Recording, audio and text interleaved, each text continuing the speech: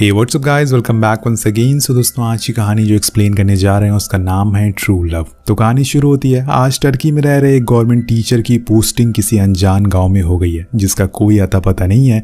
Teacher का नाम है माहिर।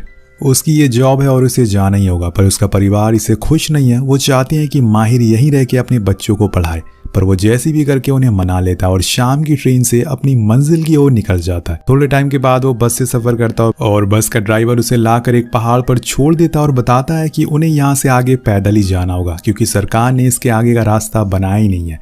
उसे उस गाँव तक जाने के लिए पहाड़ की उस पार जाना होगा। माहिर को ये बात काफी अजीब लगती है क्योंकि वहां भी तो इंसान ही रहते हैं, तो उनके लिए रास्ता क्यों बनाया नहीं गया। और उसके पास कोई ऑप्शन नहीं था तो वो उतर जाता और अपने सामान को सर पे रख के आगे का सफर पूरा करने लगता। अब बीच रास्ते में उसे एक बीमार आदमी भी दिखता है जिसका दिमागी हालत कुछ ठीक नहीं था। पर अब माहिर जैसे तैसे उस गांव तक पहुंचता है, लेकिन वहां के लोग उस पर नजर रखे हुए थे। उसके आते ही वो उस पर बंदूक तान देते हैं और गांव वालों को लग रहा था कि ये सरकार का आदमी है और उनसे उनके घरों को छीनने के लिए आए। पर माहिर बताता है कि वो एक स्कूल टीचर है और उसकी यहाँ पे पोस्टिंग हुई है। तो गांव का सरपंच आकर उसे बताता है कि शायद आप गलत जगह आ गए हैं क्योंकि यहाँ पर तो आज तक स्कूल बना ही नहीं है, तो आप पढ़ाएंगे कहाँ पर। वेल, गाँव के लोग उसके आने पर खुश तो थे क्योंकि इस गाँव में बाहर से बहुत ही कम लोग आते हैं। अब वो सभी लोग उसे बड़े ही प्यार से घर ले जाते हैं जहाँ पे उसे रहना है। लेकिन जाने से पहले माहिर को फिर वही शख्स दिखता है जिसकी दिमागी हालत ठीक नहीं है। असल में उसका नाम अजीज है और उसे कुछ बच्चे परेशान कर रहे हैं, पर वो चुपचाप वहीं खड़ा रहता है और इधर वो लोग माहिर को लेके वहां से चले जाते हैं। अब यहाँ उसे पता चलता है कि वो यहाँ पे कुछ नहीं कर पाएगा। यहाँ के लोगों का कहना था कि इस गांव में 30 सालों बाद सरकार ने किसी टीचर को भेजा है और अब वो और 30 साल लगाएंगे एक स्कूल बनाने में। तब जाके माहिर को यकीन होता है कि शायद यहाँ के बच्चों के नसीब में अनपढ़ ही रहना लिखा हुआ है। अब उस रात वो अपनी बीवी को कॉल लगाकर सारी बातें बताता है। तभी उसे लगता है कि शायद उसकी खिड़की से उसे कोई देख रहा है, पर जब वो बाहर देखता है तो वहां कोई नहीं था। अगली सुबह गांव के सारे कुंवारों लड़कों को इकट्ठा किया जाता है। तब सरपंच आकर सबको बताते हैं कि आज वो गांव के सबसे बड़े लड़की की शादी करेंगे। लेकिन सबसे बड़ा तो अजीज होता है जो असल में उन्हीं का बेटा था। लेकिन उसकी शादी कैसे हो सकती है, वो तो हैंडीकैप है, ऐसा उस गांव वालों का कहना था, जिस वजह से उसके छोटे भाई जयान की शादी कर दी जाती है। अजीज का भले ही दिमागी संतुलन ठीक ना हो, लेकिन उसके अंदर भी दिल था। अब उसे बुरा लगता है और ये सब दूर बैठा माहिर देख रहा था। कुछ समय के बाद जयान के लिए लड़की ढूंढी जाती है। जयान की माँ और उनके साथ वाली औरतें उस लड़की की अच्छी तरह से जांच परख करती हैं कि कैसे वो चलती है, कैसे बोलती है और यहाँ उसकी आवाज कैसी है, क्या उसके मुंह से कोई स्मेल आती है या फिर वो लड़खड़ा कर चलती है। तो दोस्तों, यहाँ पर जयान ने अपनी माँ से कहा था कि उसकी बीवी खूबसूरत होना चाहिए और सबसे जरूरी उसके दांत सफेद होना चाहिए। लेकिन जब यहाँ उसकी माँ देखती है तो लड़की के दांत काले होते हैं, लेकिन वो फिर भी उसके रिश्ते के लिए हाँ कर देती है क्योंकि वो बाकी चीजों में बहुत ही अच्छी थी। लेकिन जब रात में जयान अपनी बीवी को पहली बार देखता है, उसके दांतों को देखता है, तो वो बेहोश हो जाता है। वहीं दूसरी तरफ अजीज के लिए मुश्किलें बढ़ती जा रही थी। वो धीरे धीरे अपनी परिवार से दूर होता जा रहा था। वो असल में जो भी बोलता था वो कोई नहीं समझ पाता था, इसलिए वो हमेशा सबसे अलग रहने लगा था। ये सब माहिर बहुत ही गौर से देख रहा होता है और वो फैसला करता है कि वो इस बारे में उसके पिता यानी कि गाँव के सरपंच से बात करेगा। वो उसे बताता है कि अजीज बचपन से ही ऐसा था। गांव से अगर कोई भी बाहर जाता है तो वो उसके पीछे पीछे जाने लगता है क्योंकि वो बहुत ही भोला है। इसके बाद वो लोग पास के सरकारी ऑफिस में जाते हैं स्कूल से रिलेटेड कुछ बात करने के लिए, जिसके लिए उन्हें काफी लंबा सफर तय करना पड़ता है। पर बीच में माहिर कुछ लोगों को घोड़े से आते हुए देखता है जो असल में डाकू होते हैं। लेकिन सरपंच बताते हैं कि ये किसी को परेशान नहीं करते, बस इस गांव को, यहाँ के पहाड़ों की रक्षा करते हैं। कुछ देर बाद वो लोग ऑफिस पहुंच जाते हैं और वहां जाके उन्हें पता चलता है कि शहर में अभी भी मार्शल लॉ लगाया गया है, इसलिए सरकार के पास बहुत काम है और वो किसी भी तरीके की कोई फंडिंग नहीं कर सकते हैं। इसलिए अभी आपके गाँव में स्कूल नहीं बन सकता। अब ये सुनकर माहिर को काफी बुरा लगता क्योंकि वो इस गांव के लोगों के लिए कुछ करना चाहता था, पर अब तो उसके पास कोई ऑप्शन ही नहीं बचा है। इसलिए वो सरपंच से कह देता है कि वो यहाँ से जा रहा है, उसका यहाँ रहने का कोई फायदा ही नहीं है। लेकिन उस रात माहिर को नींद नहीं आती, उसे कुछ तो करना ही था, ऐसे कैसे वो वापस जा सकता है। इसलिए अगले दिन वो वापस उन लोगों के पास जाता है और अपनी बीवी को कॉल लगा के झूठ बोलता है कि उसे डाकुओं ने पकड़ लिया और उसे छोड़ने के बदले वो उसे पैसे की डिमांड कर रहे हैं। लेकिन उसके पास ज्यादा पैसे नहीं है, तो उसकी बीवी बहुत डर जाती है और वो कहती है कि रुको, मैं पैसे भेजती हूँ, जिससे उसका ये प्लान कामयाब हो जाता है। वो उन पैसों को ले जाकर सरपंच को दे देता और कहता है कि अब इन्हीं पैसों से हम गांव में स्कूल बना सकते हैं। लेकिन मेरी एक शर्त है कि स्कूल तभी बनेगा जब आप अपनी बेटियों को भी पढ़ने के लिए भेजेंगे। अब सरपंच मान जाते हैं और फिर गांव में जोरों शोरों से स्कूल बनना शुरू हो जाता है। पर वो डाकू फिर से एक बार गांव में आते हैं, लेकिन किसी को मारने नहीं बल्कि बधाई देने। उनका कहना था कि वो भी इस काम में उनकी मदद करना चाहते हैं। जिसके बाद वो गांव के बच्चों को खाना और कपड़ा भी बांटते हैं। दोस्तों, यहाँ पर वो डाकू इस जगह की हिफाजत करना चाहते थे। अब अगले सीन में हम अजीज को देखते हैं। उसकी माँ उसे नहला रही थी क्योंकि अपनी माँ के अलावा वो किसी के पास बैठने को राजी नहीं होता है। कुछ समय के बाद स्कूल तैयार हो जाता और माहिर गांव के सरपंच को बुलाते हैं रिबन काटने के लिए और फिर एक एक करके सभी बच्चों का एडमिशन होता है। पढ़ाते टाइम माहिर देखता है कि बाहर अजीज खड़ा हुआ है, बच्चों को पढ़ते हुए देख रहा है, लेकिन जैसे ही वो उसे बात करने के लिए जाता है वो वहां से चला जाता है। ऐसे ही काफी दिनों तक चलता रहता है, यहाँ तक कि अजीज तो माहिर के घर के बाहर भी खड़ा रहता है, वो भी रात भर, लेकिन वो उससे बात नहीं करता। अब एक दिन जब ज़यान और उसका एक साथी माहिर के घर के बाहर से निकल रहे होते हैं, तब माहिर अजीज को देखता है और उसे अंदर बुलाता है क्योंकि बारिश होने वाली थी, पर वो नहीं आता। और जैसे ही बारिश शुरू होती है वो ऊपर देखकर तेज तेज चिल्लाने लगता है, जैसे कि मानो वो ऊपर वाले से कुछ कह रहा हो कि मुझे ऐसा क्यों बनाया है, मैंने क्या गुनाह किया था। वो रात भर वहीं बारिश में बैठा रहता और भीगता रहता है। अगली सुबह सारे बच्चे फिर से अजीज को परेशान करने लगते हैं और तब माहिर आकर उन्हें डांटता है और अजीज से दूर रहने को कहता है। अजीज को माहिर का ये बर्ताव बहुत अच्छा लगता है क्योंकि उसकी जिंदगी में पहली बार कोई आया था, क्योंकि उसकी जिंदगी में ऐसा पहली बार हुआ था जब किसी आदमी ने उसे परेशान नहीं बल्कि प्यार दिया था, उसे इज्जत दी थी। वो उसे थैंक यू बोलना चाहता था, लेकिन अजीज बोल नहीं सकता है, इसलिए वो अपने घोड़े पर चुपचाप बैठकर पहाड़ पर चला जाता है। अब आने वाली कई रातों तक अजीज ऐसे ही माहिर के घर के बाहर रातों रात खड़ा रहता है, लेकिन वो कभी भी अंदर नहीं जाता है।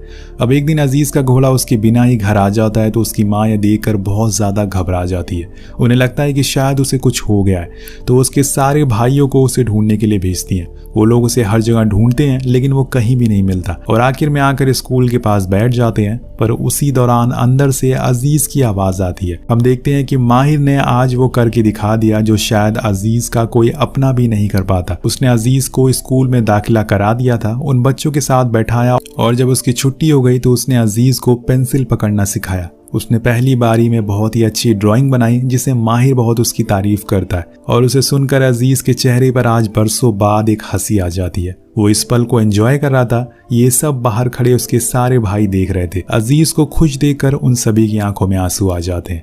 वो दिन शायद अजीज की जिंदगी का सबसे यादगार दिन हो गया था। अब ये सब देखकर सरपंच माहिर को शुक्रिया कहते हैं। वहीं गांव के सारे लोग अजीज को ऐसे खुश देखकर बहुत ही खुश होते हैं। वो तो ये चाहते थे कि वो एक अच्छा इंसान बने पढ़ लिख कर। उस दिन के बाद हर रात अजीज माहिर के घर पर ही रहता है। वो उसे हर चीज सिखाता है और ऐसे ही समय बीत जाता है। कुछ महीनों बाद ठंड का मौसम आ जाता तो यहाँ पूरा गाँव बर्फ से ढक चुका था। अजीज बर्फ देख के बहुत ही खुश होता है और उसमें जाके खेलने लगता है। लेकिन वहीं दूसरी तरफ गांव की एक लड़की की आंखें पहाड़ की तरफ देखी जा रही थी। शायद उसे किसी का इंतजार था, पर वो कौन है ये आपको आगे पता चलेगा। अब एक दिन स्कूल में सभी बच्चों को कहा जाता है कि उन्हें अपने पिता का नाम बोलना है। सबके बोलने के बाद अजीज की बारी आती है, लेकिन वो तो बोल ही नहीं सकता है। लेकिन वो कहते हैं ना कि अगर कोशिश करो तो हर चीज मुमकिन हो जाती है। तो यहाँ अजीज टूटे फूटे हुए शब्दों में जिंदगी में पहली बार अपने पिता का नाम लेता है, जिसे देख के सभी बच्चे और माहिर जोर से उसके लिए तालियां बजाते हैं। वहीं दूसरी ओर गांव में एक कमीलो नाम का शख्स आता है जो उस लड़की का हस्बैंड है जिसका इंतजार वो 10 सालों से कर रही है। कमीलो सरपंच का सबसे बड़ा बेटा है। उसके आने पे सभी लोग बहुत खुश होते हैं। उसके पिता उसे गांव में बने स्कूल के बारे में भी बताते हैं कि कैसे सब कुछ यहाँ पर बदल गया है। उसका भाई अब ठीक होने लगा है, इसलिए उसे अब यहीं रहना चाहिए। अपनी जिद छोड़कर उस रात उसकी बीवी भी उसे यही समझाती है कि उसे पुलिस को सरेंडर कर देना चाहिए। कब तक वो ऐसे ही डाकुओं वाली जिंदगी जिएगा। अब पूरी रात सोचने के बाद वो आखिरकार सुबह को सरेंडर कर देता है। अब कहानी आगे बढ़ती है और कुछ समय के बाद हम देखते हैं कि अजीज के एक और भाई की शादी हो जाती है, लेकिन अपने बड़े भाई की तरह भी उसे कुछ ज्यादा ही खूबसूरत बीवी मिल जाती है, जिससे कि उसे खुद की किस्मत पर शर्म आने लगा। अब तो उसकी शादी हो गई है, लेकिन वहीं अजीज को ये सब अच्छा नहीं लगता। उसके सारे भाइयों की शादी हो रही थी, लेकिन एक वो है जिसकी अभी तक शादी नहीं हुई थी। अब उसे तो यही लगता है कि उसे कोई लड़की क्यों शादी करेगी। अगले सीन में कमीलो की सुनवाई का दिन आता है। उसे 4 साल की सजा सुनाई जाती है। अब कोर्ट से बाहर निकलते टाइम सरपंच अपने पड़ोसी गांव के सरपंच की जान बचाते हैं क्योंकि एक आदमी उन्हें जान से मारना चाह रहा था। इस बात से खुश होकर वो सरपंच उन्हें वादा करते हैं कि वो अपनी बेटी का रिश्ता उनके बेटे अजीज के लिए तय करेंगे और वो कहते हैं कि वो अपनी फैमिली को लेकर रिश्ता भेजे। उन्हें नहीं पता था कि अजीज की हालत कैसी है। अब जब अजीज की माँ पहली बार उस लड़की को देखती है तो उनकी आंखों में आंसू आ जाते हैं। उस लड़की का नाम जोया होता है। वो बहुत ही ज़्यादा खूबसूरत थी। उसे हर वो चीज़ आती थी जो उन्हें चाहिए थी, लेकिन कहीं ना कहीं उन्हें जोया के ऊपर तरस भी आ रहा था क्योंकि अजीज शायद उसके लायक का लड़का नहीं है। और यही सोचकर वहाँ बैठे सभी लोग की आंखों में आंसू आ जाते हैं। उस लड़की की माँ अजीज की माँ से पूछती है कि लड़का कैसा दिखता है, वो क्या करता है, और तब जाकर अजीज की माँ उन्हें बताती है कि उनका बेटा हैंडीकैप है। लेकिन उनका रिश्ता फिर भी तय हो जाता है। अब जब जोया शादी करके पहली बार अजीज के घर आती है तो जब अजीज को देखती है तो रोने लगती है, लेकिन सारी औरतें उसे समझाती हैं कि यही उसकी किस्मत है। उसे अब अजीज का साथ हमेशा निभाना है, उसे किसी भी चीज की कमी नहीं होने देना चाहिए। और यहाँ से शुरू हो जाती है एक और कहानी, और ये कहानी है अजीज और जोया की, एक प्यार की ऐसी कहानी जो आपको रुला देगी। जब अजीज पहली बार जोया को देखता है तो उसकी खूबसूरती को देखकर वो बेहोश हो जाता है क्योंकि ऐसी लड़की उसे शादी करेगी उसे कभी भी उम्मीद ही नहीं थी। लेकिन जैसे जैसे समय बीता जा रहा था जोया अजीज को समझने लगती है। उसे अब अजीज के साथ ही रहना है, इसलिए वो उसका पूरा ख्याल रखती है, उसे नहलाती है, उसे स्कूल के लिए तैयार करती है और रवाना भी करती है। लेकिन उस गांव के लोग जोया को बहुत बुरा भला बोलते हैं। उनका कहना था कि वो अजीज के लिए नहीं बनी है,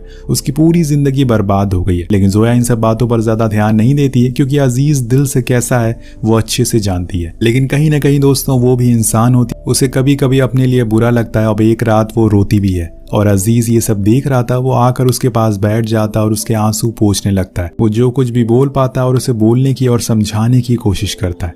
अब कहानी आगे बढ़ती है। एक दिन वो स्कूल में अपनी फैमिली की ड्राइंग बनाता है जिसमें वो, जोया और उसके 2 बच्चे भी थे। अब ये देखकर माहिर बहुत खुश होता है, पर उसी दौरान गाँव की औरतों ने जोया को अजीज के बारे में बोल बोल कर परेशान कर दिया था, जिससे वो तंग आ जाती है और आखिरकार बोल देती है कि अब वो उसके साथ नहीं रहेगी। अब ये बात अजीज भी सुन लेता और सुनकर वो पूरी तरह से टूट जाता है और ये जानकर वो फैसला करता है कि वो अपनी जान दे देगा क्योंकि वो खुद के साथ साथ जोया की भी जिंदगी खराब कर रहा है। इसलिए अपने घोड़े से भागते हुए वो पहाड़ के किनारे जाकर खड़ा हो जाता है। पर अहम मौके पर वहां माहिर आ जाता है जो कि उसका सबसे अच्छा दोस्त है। वो उसे कहता है कि अगर तुम कूद गए तो मैं भी तुम्हारे साथ कूद जाऊंगा। तो वो पीछे हट जाता है और यहाँ माहिर उससे एक वादा करता है कि वो उसे बिल्कुल ठीक करके रहेगा। वो उसे स्कूल लाता और उसे एक चिट्ठी लिखवाता और फिर अगले दिन वो उस चिट्ठी को उसके घर पर रख देता है। जब अगली सुबह सब लोग उठते हैं तो उन्हें वहां पर अजीज और जोया कहीं भी दिखाई नहीं देते, पर तभी उन्हें वो चिट्ठी मिलती है जिसमें माहिर खुद पढ़कर सबको सुनाता है, जिसमें लिखा था कि ये मेरा फैसला है, इसमें जोया की कोई गलती नहीं है। मैं उसे लेकर यहाँ से जा रहा हूँ क्योंकि इस गांव वालों ने मुझे कभी स्वीकार नहीं किया, कभी समझ नहीं पाए।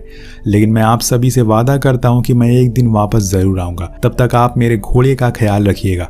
एक वही था जिसने मेरे बुरे दिनों में मेरा साथ दिया। और इसी तरह से दोस्तों पूरे 4 साल बीत जाते हैं। माहिर की पोस्टिंग अब खत्म हो चुकी है, उसे घर वापस लौटने का समय आ गया है।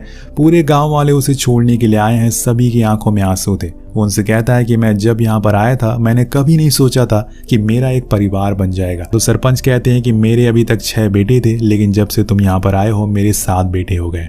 मुझे पता है कि तुमने ही अजीज को शहर भेजा है। मुझे तुम्हारे ऊपर पूरा भरोसा है, इसलिए मैं तुम्हारे बारे में कुछ नहीं बोलूंगा। इसके बाद वो वहां से चला जाता है। अब समय इसी तरह से बीतता रहता और पूरे 7 साल बीत जाते हैं। लेकिन एक दिन उस गाँव में पहली बार एक कार आती है और ये हमारी कहानी का सबसे बेहतरीन और खूबसूरत सीन आने वाला है। उस कार में से माहिर बाहर आता है और उसके साथ साथ उसकी बीवी भी आती है। उसे देखकर गांव वाले बेहद खुश होते हैं, लेकिन वो अपने साथ किसी और को भी लाया था जो था अजीज। जब अजीज कार से बाहर आता है तो सभी लोगों के होश उड़ जाते हैं। जी हाँ दोस्तों, यही अजीज है जो कि अब पहले जैसा बिल्कुल नहीं रहा। वो अब बोल भी पाता है और सही से चल भी पाता है। उसके साथ साथ उसके 2 बच्चे और जोया भी थे। अब गांव का कोई शख्स उसे पहचान ही नहीं पाता, लेकिन जब उसका घोड़ा उसके पास आकर उसे चूमने लगता है तब सबको यकीन हो जाता है कि यही अजीज है। उसे देखकर सबकी आंखों में आंसू थे, पर सबकी जुबान पर एक ही सवाल था कि आखिर ये सब कैसे हुआ। उसके पिता उसे पूछते हैं कि क्या तुमने कोई सर्जरी करवाई है? तो अजीज कहता है कि नहीं, ये मेरी बीवी के प्यार की ताकत है। उसकी बदौलत ही मैं यहाँ पर खड़ा हो पा रहा हूँ। तो किसी ने सच ही कहा है कि अगर आपको जिंदगी में सही शख्स और सच्चा प्यार मिल जाए तो आप वो हर नामुमकिन चीज को पूरा कर सकते हैं जो किसी ने सोचा भी नहीं होगा। अब आपके दिमाग में एक ही सवाल आ रहा होगा कि आखिर अजीज कहाँ था, जोया ने ऐसा उसके साथ क्या किया कि वो पूरी तरह से ठीक हो गया। तो दोस्तों वो स्टोरी आपको पार्ट 2 में देखने को मिलेगी, जिसके लिए आपको 450 कमेंट करने पड़ेंगे।